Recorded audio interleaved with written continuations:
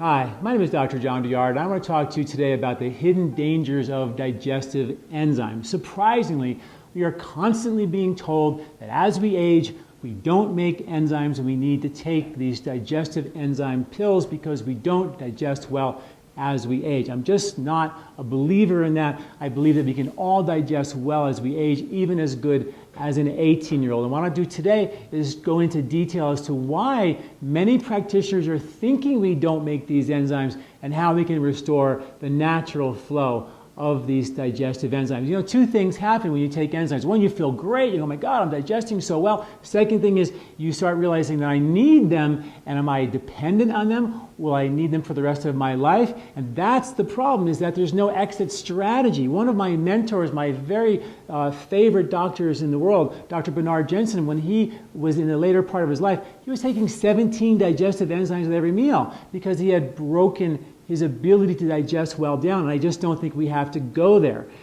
The intestinal tract is where it all starts. We process 95% of our serotonin in the intestinal tract. So we handle stress through the gut. When we're under a lot of stress, right, and who isn't, the gut gets impacted, it irritates, dries out, inflames. You either get constipated, dry stools, loose stools, mucus in your stools. The intestinal wall inflames. When that happens, the toxins that are supposed to be pulled off the gut wall into the lymphatic system on the other side of the gut, where all the immunity lies, 80% of your immune system is right there. If that breaks down, which it does slowly, then we default those toxins back to your liver. And your liver goes, oh, really? You got to be kidding me. I got so much to do. I can't believe I'm doing the job of the lymphatic system now. And I send those toxins into the bloodstream where they circulate, irritating arteries and storing in fat cells and creating levels of toxicity. The bile within the liver gets thick and congested. When the bile in the liver gets thick and congested, the bile ducts can't flow bile well. The bile literally becomes viscous and thick and sticky.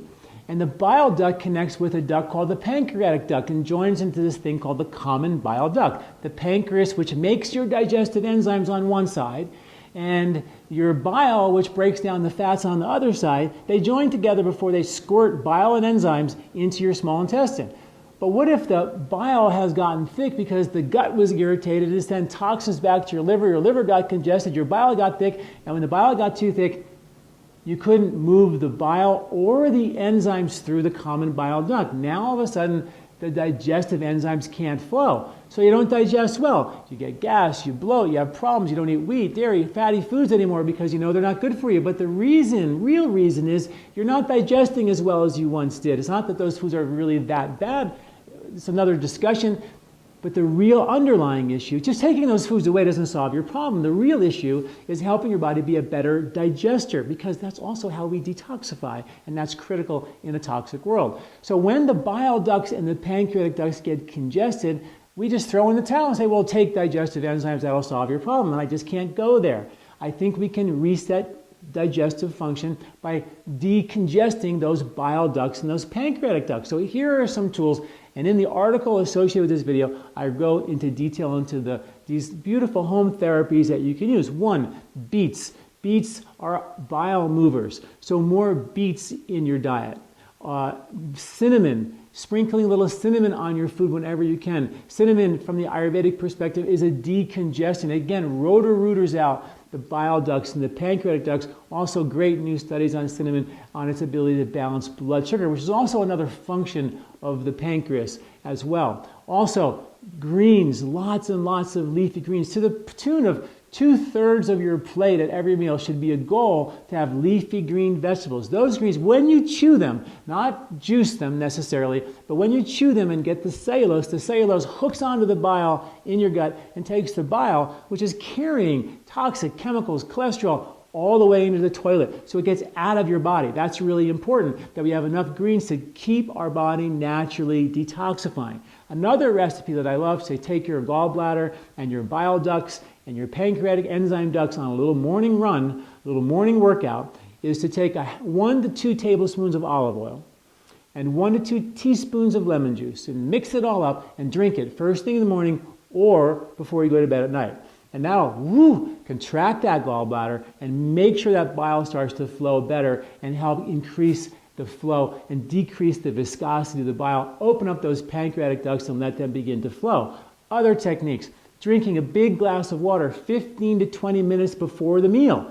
What that does is it superhydrates your stomach lining. Underneath your stomach, there's a bicarbonate layer, which is 80% water. You superhydrate your stomach before you eat the meal, the stomach goes, whoa, we've got buffers here. We can buffer as much acid as we can make. So let's cook some food, let's make some acid, and let's do some digesting. Well, the more acid you produce, the more bile needs to be produced, the more pancreatic enzymes need to be produced because they neutralize the acid when it hits the small intestine. So how good is that? All you gotta do is drink a big glass of water. This is great for kids too. And then the bile and the enzymes begin to flow and your digestive enzymes are back online. Other things, taking time to eat your food, relaxing and eating your food. 1/3 of Americans eat their food in cars. So this is not what I would call a relaxing environment. So giving the body a time to relax and taking some time after a meal to relax, these are old-fashioned remedies to keep our digestive function